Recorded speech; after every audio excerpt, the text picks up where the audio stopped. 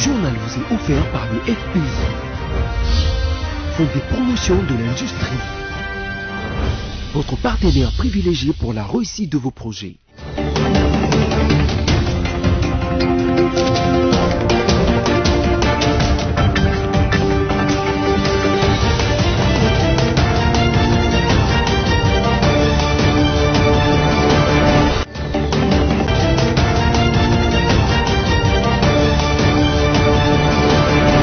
Bienvenue à tous à la rétrospective de cette semaine. Commençons par ce titre.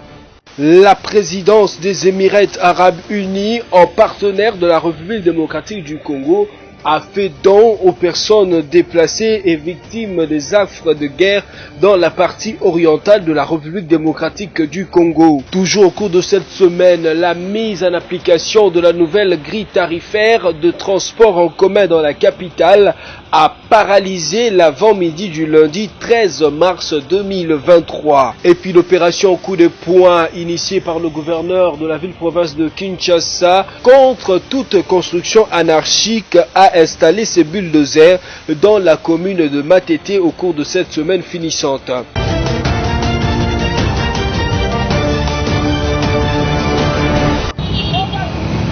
La République démocratique du Congo entretient le partenariat mutuellement avantageux avec différentes organisations internationales et différents pays à travers le monde sous la houlette du président de la République Félix Antoine Tshisekedi Tshilombo. C'est dans les malheurs que l'on reconnaît ses vrais amis, dit-on.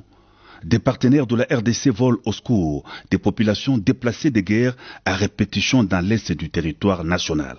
Avec le concours des Émirats Arabes Unis, la présidence de la République achemine des tonnes de vivres et non-vivres à Goma pour faire face à la famine des déplacés et la crise humanitaire créée par le Rwanda par l'entremise du groupe armé terroriste M23 dans le Nord Kivu.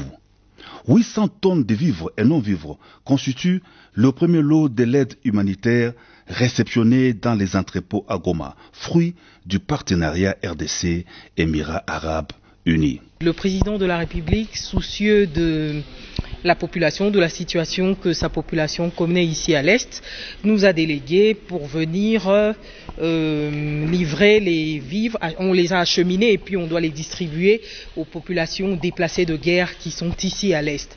Donc ils ont fait ça ensemble, le président de la République avec le président des Émirats Arabes Unis.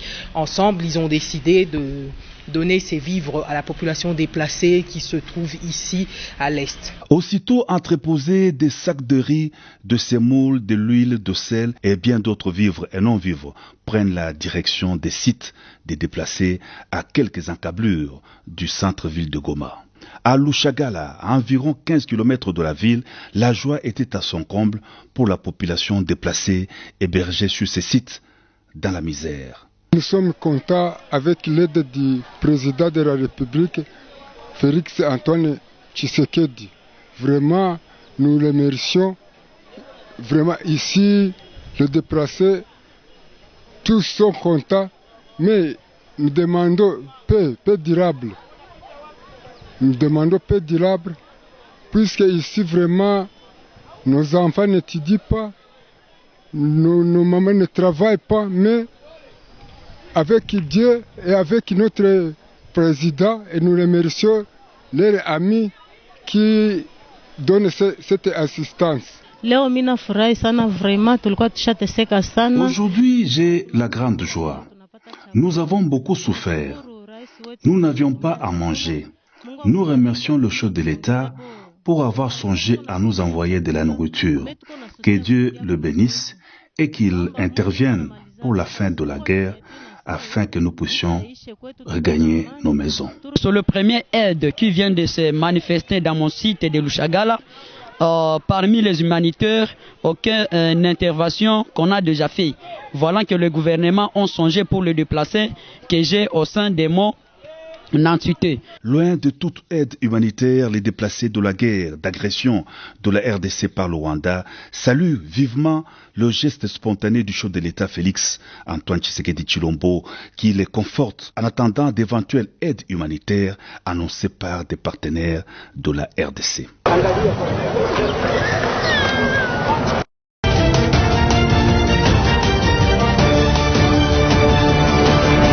haussière des cours des principaux minéraux exportés par la République démocratique du Congo jusqu'au 11 mars n'a pas été maintenue par la suite. En effet, sous le marché international, à en croire la Banque centrale du Congo, le cuivre a baissé de 2,1% et s'évend à 8805,9 $ américains la tonne. Pareil avec le cobalt dont les cours ont baissé durant les 4 dernières semaines d'affilée du mois de février 2023. Il s'évend à 33 760 $ la tonne, ce qui représente une régression de 4,3%. C'est ainsi que ces deux principaux produits de base ont respectivement, en cumul mensuel, connu de baisses de 6% et de 30,5%. Notez selon le ministère des Mines que la République démocratique du Congo a produit un total de 2 515 846,74 tonnes de cuivre et 115 371,31 tonnes de cobalt en 2022. Les exportations depuis 2022 de cuivre ont augmenté de 14,4% pour atteindre un niveau de plus de 10 milliards de dollars américains, soit 68,3% du total des exportations. Cette augmentation reflète l'effet simultané de l'augmentation des cours sur le marché international. Cette baisse de cours n'arrange pas les affaires de la République démocratique du Congo. Le pays de Félix Antoine Tshisekedi peut toutefois se réjouir de l'accroissement de 2,3% du prix des pétroles qui, en rythme hebdomadaire, s'est situé à 85,5% le baril. S'agissant des prix des céréales, comme le blé, les riz et le maïs, ils ont respectivement baissé de 4,1%, 5,7% et 4% et se sont situés chacun, en ce qui les concerne, à 371 $ américains, 265 $ américains et 239 $ américains la tonne.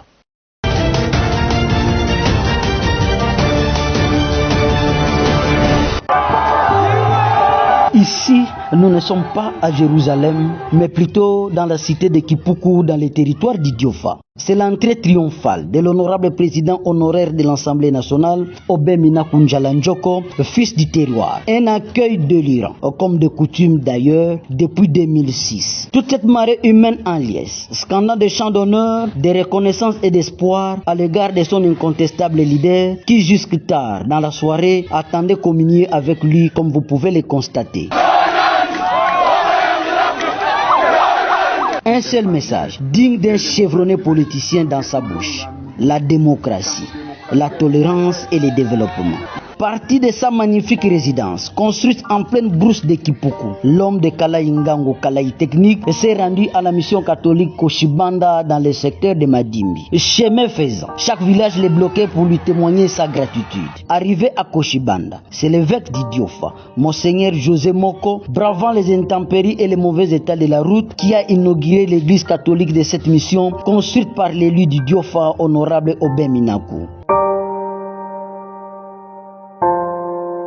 Au cours de la messe d'action de grâce, célébrée à cette occasion, l'évêque d'Idiofa ainsi que le curé de la paroisse Saint-Joseph n'ont cessé de féliciter le couple Obeminaku pour cet acte de générosité inédit. Les chrétiens, venant des 5 paroisses composant les doyennés de Koshibanda, n'ont pas caché leur joie car pendant plus de 15 ans, ils n'avaient pas où prier. Rappelons que c'est en 2020, lors de ses vacances parlementaires, que l'honorable Obeminaku, ayant prié dans une bicoque à Koshibanda, avait décidé de construire pour les seigneurs, comme Salomon, ce temple au bénéfice de l'église catholique locale d'Idiofa.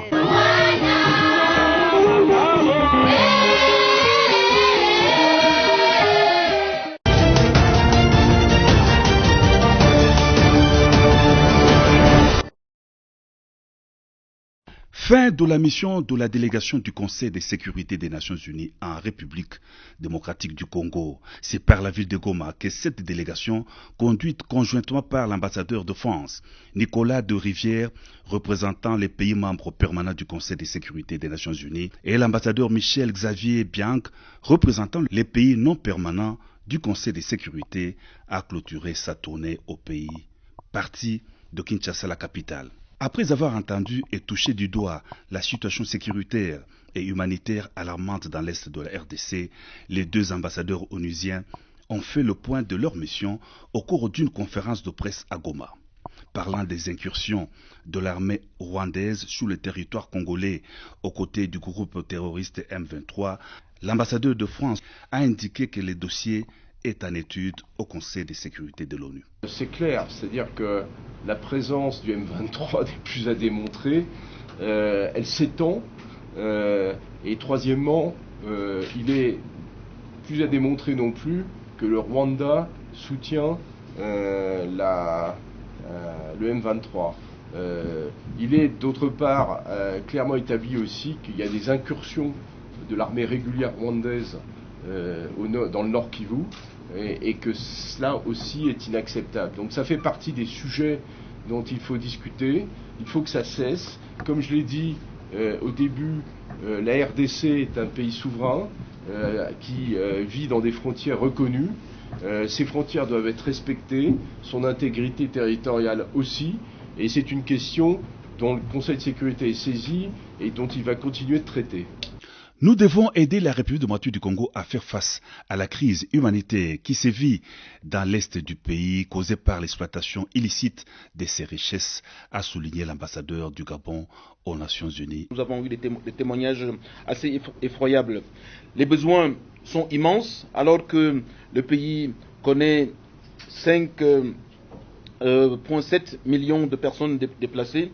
Nous allons poursuivre notre plaidoyer à New York pour que l'aide parvienne à ceux qui ont besoin. Ont été également évoquées les prochaines élections en RDC, les dimensions régionales avec l'accord cadre d'Addis Abeba qui, selon les diplomates gabonais, demeure la boussole qui doit conduire la communauté internationale, ainsi que le processus de Nairobi et la médiation mandatée par l'Union africaine sous l'égide de l'Angola.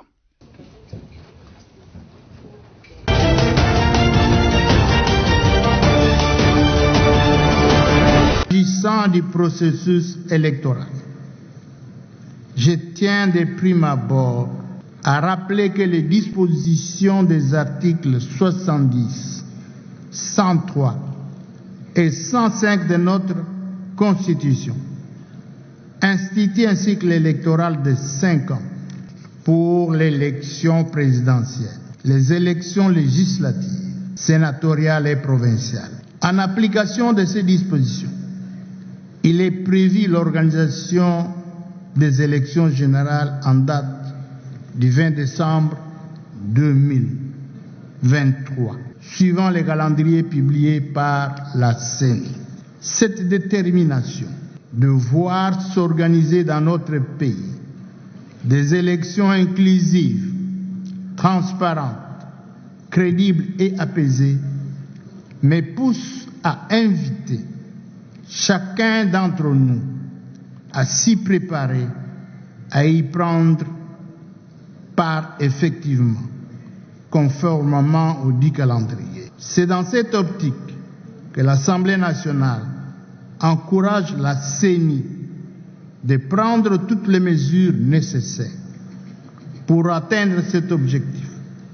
Cependant, la sincérité du scrutin exige aussi que chacun des compétiteurs dispose de témoins et que des observateurs nationaux et internationaux s'impliquent en vue de s'assurer du bon déroulement du processus électoral.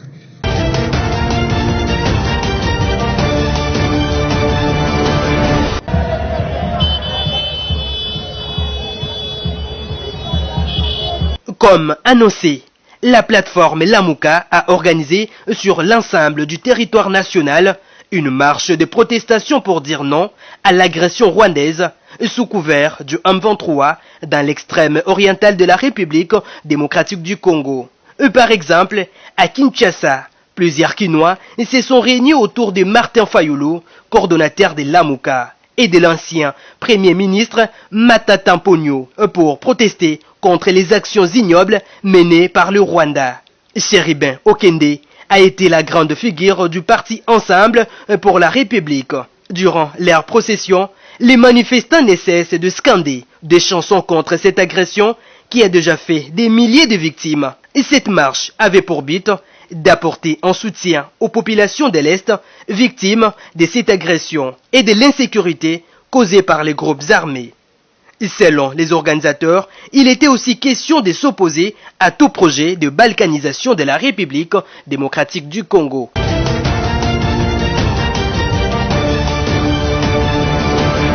Comme annoncé, les militants du parti politique, l'Alliance pour les changements, parti cher à l'honorable Jean-Marc Kabound, a organisé ce mercredi 15 mars une marche pacifique dans toutes les villes de la République démocratique du Congo pour exiger la libération immédiate et sans condition de leur leader Jean-Marc Kabound.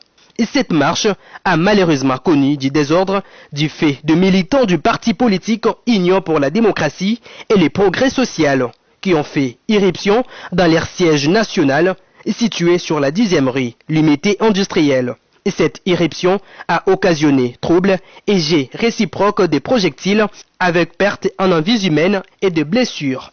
Interrogés sur place, les militants de ces partis politiques ont déploré et dénoncé l'incompétence du gouvernement congolais face à ces genres d'actes et ont exigé la libération de Jean-Marc Kabound.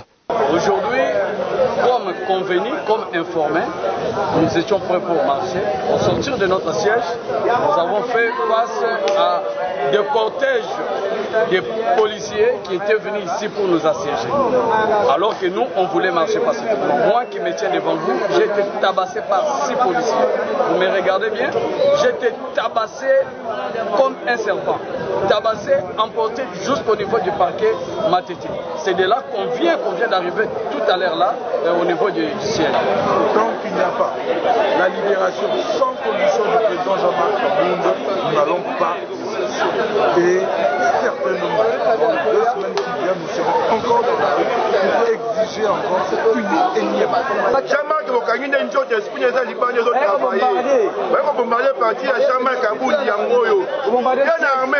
Notons que Jean-Marc Kabound est en détention depuis le 9 août dernier à la prison centrale de Makala. Il est poursuivi notamment pour offense au chef de l'État et outrage au bureau de l'Assemblée nationale. Propagation des faux bruits et mensonges proférés lors de sa conférence de presse du 18 juillet dernier à Kinshasa.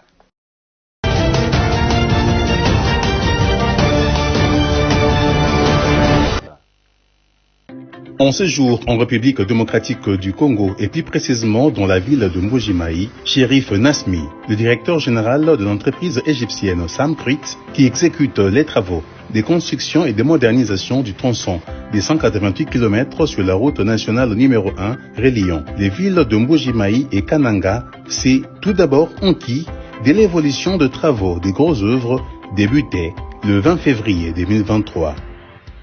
Accompagné par les experts du Fonds de promotion de l'industrie FPI, émissaire du directeur général Bertin Moudimo Tshisekedi, ainsi que du staff de Samcrit en République démocratique du Congo, le patron de cette prestigieuse entreprise égyptienne de construction s'est dit satisfait quant à l'évolution du chantier. Sans aucune peur d'être contredit, nous l'avons constaté. Sur le terrain, les travaux ont pris une vitesse de croisière. Et au jour d'aujourd'hui, les riverains de Mbuji-Mayi ne vivent qu'un seul spectacle au quotidien, le passage des engins de génie civil mobilisés pour la construction et l'aménagement de cette route nationale, reliant les villes de Mbuji-Mayi et Kananga. Sur le terrain, les travaux consistent actuellement au traçage et au nivellement du sol, 2 phases capitales parmi les étapes pour la construction d'une nouvelle route. C'est visible au niveau du point kilomètre 0, soit au niveau du rond-point Petrombu. Les engins d'excavation et des camions 4 roues motrices sont à pied d'œuvre et se dirigent vers le point kilomètre 15 au niveau du péage de Chimbombo, constituant donc le lot 1 des 10 travaux. Face à la réalité du terrain qui demeure le défi logistique, le directeur général de Samcrit, Shérif Nasmi, parle de la détermination de son entreprise d'être à la hauteur de ces challenges. Dans les semaines qui viennent, l'opération, la construction de la route n'est pas difficile. C'est quand même, on n'a pas peur de ça. Le problème actuel, c'est les logistiques. Pour faire l'importation sur RDC, c'est pas facile et quand même les documents et les processus ils sont longs. Région Kasaï, c'est région un peu fermée. Il n'y a pas plusieurs moyens de faire les transports et c'est difficile. Mais le plan et le rapport qu'on est en train de travailler avec l'FPI, ça va faire les équipements arrivent le plus vite possible pour continuer le travail.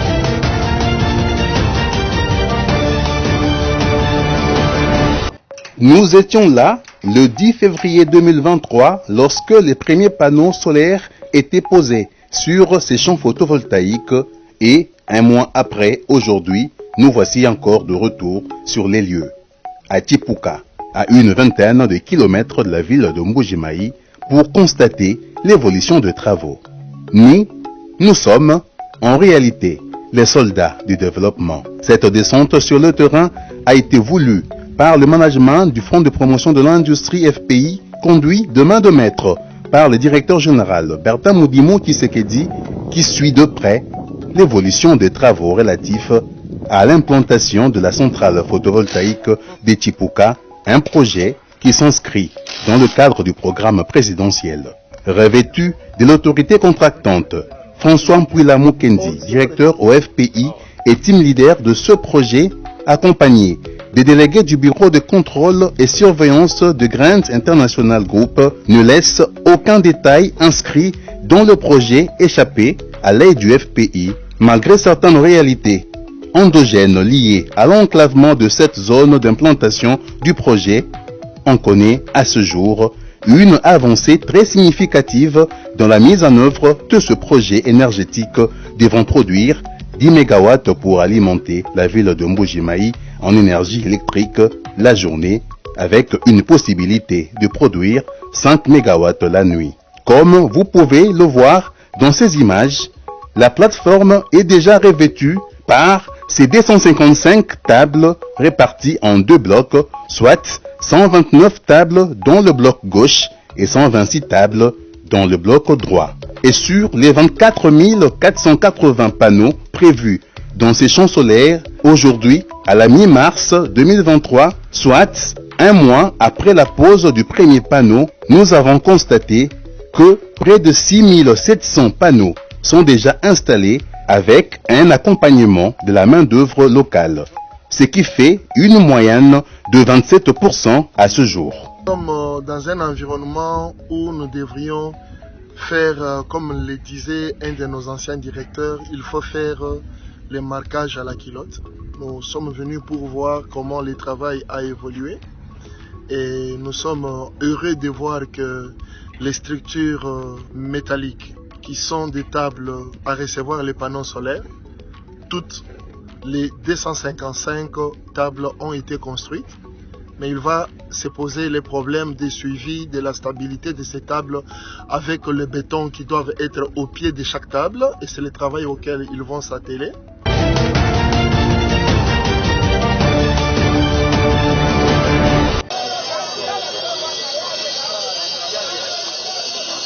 Dans des arrêts de bus de Kinshasa, il s'observe une présence très remarquable de passagers, car il n'y a presque pas de véhicules. La minorité des chauffeurs qui arrivent ne respectent pas la grille tarifaire de l'hôtel de ville. Il est 10 heures. À l'arrêt à Sanef, où nous avons rencontré un monsieur qui explique avoir fait 1 heure à l'arrêt de bus, pour raison de hausse du prix des transports comparable aux périodes de pénurie des carburants. C'est depuis 1 heure que je suis ici à l'arrêt de bus. Les chauffeurs, au contraire, doublaient le prix qu'avant. De Hassanef jusqu'à Massina, on payait 1500 francs. Mais aujourd'hui, on nous demande de payer 3000 francs. Même remarque sur la place Victoire, à l'arrêt de Yolo Ezo et Rond-Point-Gaba.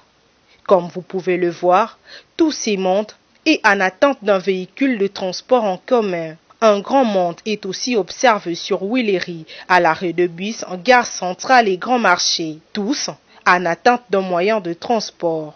Ces chauffeurs d'une trentaine d'années, interrogés sur les sujets, renseignent que le nouveau tarif, vulgarisé par l'État, ne leur permettra pas de bien atteindre leur versement quotidien. surtout que certains patrons les obligent de verser en dollars américains. Nous ne refusons pas la décision prise par les autorités. Notre problème est qu'ils ont baissé le prix des transports. Mais le montant de nos versements chez nos patrons reste le même. Signalons que dans tous ces arrêts de bus, nous n'avons vu aucun contrôleur ou agent de l'ordre pour rappeler le chauffeur à l'ordre.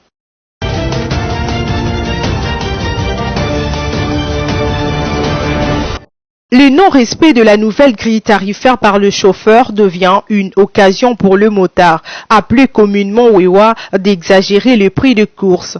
Selon le motard trouvé à la place Hassanef, l'hausse de prix de carburant et du montant de versement par leur patron est à la base de cette hausse de prix des courses.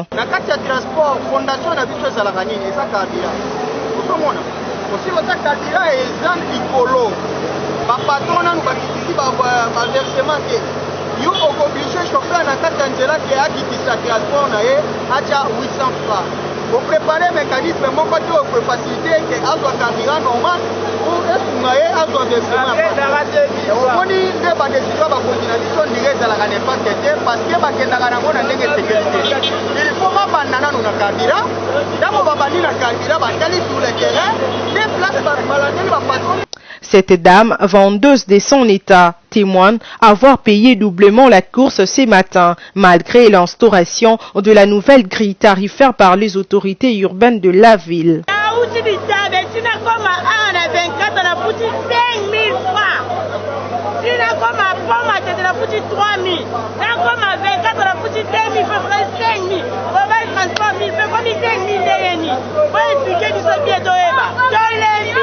Dans des arrêts de bus de Kinshasa, il s'observe toujours une présence très massive de passagers qui attendent le transport en commun, alors que nous sommes à la deuxième journée de la mise en vigueur de la nouvelle grille tarifaire publiée le week-end dernier. La population est obligée de payer les courses selon les humeurs de tel ou tel autre chauffeur. Ajoutez à cela l'exagération de prix des courses chez les motards.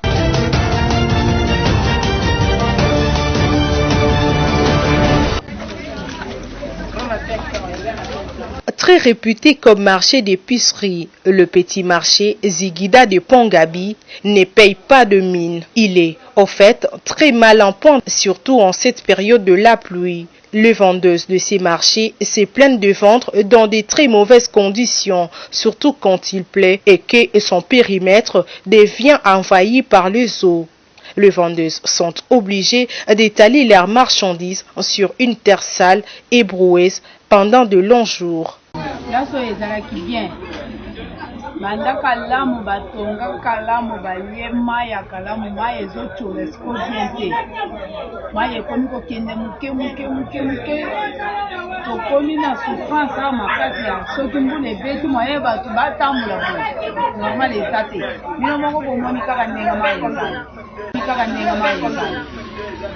awo maye biso koteka bi eza pete kaka ifo bafongola kalamu ba matiti ebele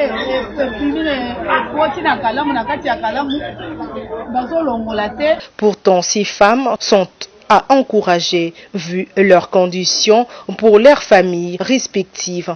Ce sont elles, à travers leurs ventes dans ces petits marchés qui apportent de quoi scolariser et nourrir les enfants. Elles viennent aussi en l'aide de leurs maris, mal payés ou chômeurs.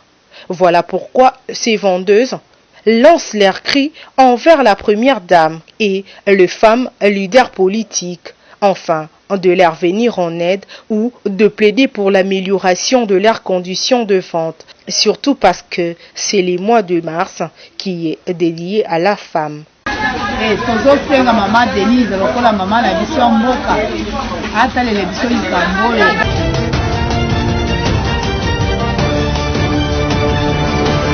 Dans ça, le Congolais semble désemparé et désarmé face à la gérance des eaux de pluie. Il suffit qu'une grande pluie y tombe pour que les espaces publics soient couverts par les eaux et que bien des Kinois évitent de sortir de chez eux, préférant attendre un jour après pour se risquer sur des routes à caniveaux obstrués par les immondices et qui renvoient les eaux sur les chaussées. Là où les bas blessent, c'est quand une telle situation s'observe même en plein centre-ville et pas autour de n'importe quoi. Les récentes pluies ont fait traîner des eaux pendant plusieurs jours autour de l'hôtel de ville de Kinshasa où pour circuler, les piétons se réfugient sur des petites bandes autour des bâtiments. Quelle crédibilité pour l'opération Kin Bopeto quand au centre même de sa conception elle n'est que l'ombre d'elle-même. Aux Kinois d'apprendre à gérer les eaux des pluies en curant et en maintenant dégager les caniveaux. Il faut que cela devienne une culture ou un style de vie plutôt que d'être des opérations lancées juste pour justifier la sortie des fonds publics ou juste pour une visibilité politique.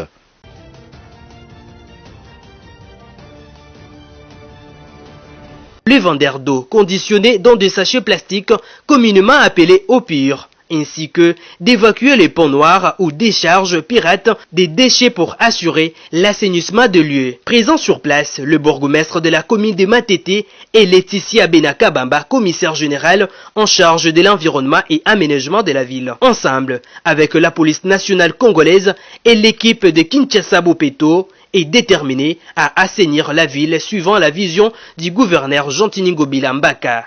Il s'y est de signaler que l'opération Coup de poing a été lancée depuis le mois de janvier de l'année en cours. Elle divise l'opinion publique, les uns la saluant, tandis que les autres dénoncent une mesure qui jette des Kinois dans des chômages.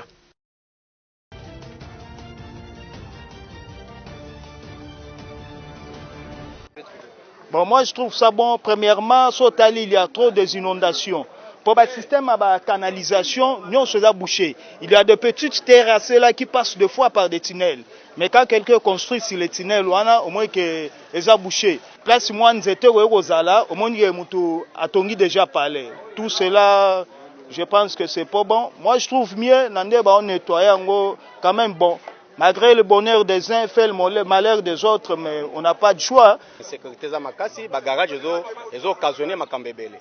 Donc ce n'est que exactement important pour le garage. Pour bisi bana matete to mesala na tunnel, to mesala ko tambola na ba tunnel na biso. O mona biso difficile pour tambola bo. Le ngo tanga tunnel na bimi na kuna na kei. Mais bango ba tongi yango nyoso. Tellement l'État qui n'a voyage pour la zongi, toi na posa azongi c'est la biso mboka na biso ndenge zalaka. Mesdames, Messieurs, place au rappel des principaux titres. La présidence des Émirats Arabes Unis, en partenaire de la République démocratique du Congo, a fait don aux personnes déplacées et victimes des affres de guerre dans la partie orientale de la République démocratique du Congo. Toujours au cours de cette semaine, la mise en application de la nouvelle grille tarifaire de transport en commun dans la capitale a paralysé l'avant-midi du lundi 13 mars 2023. Et puis l'opération Coup de poing initiée par le gouverneur de la ville-province de Kinshasa contre toute construction anarchique a installé ses bulldozers dans la commune de Matete au cours de cette semaine finissante. Cette rétrospective est terminée. Merci de l'avoir suivi et surtout bon week-end à tous.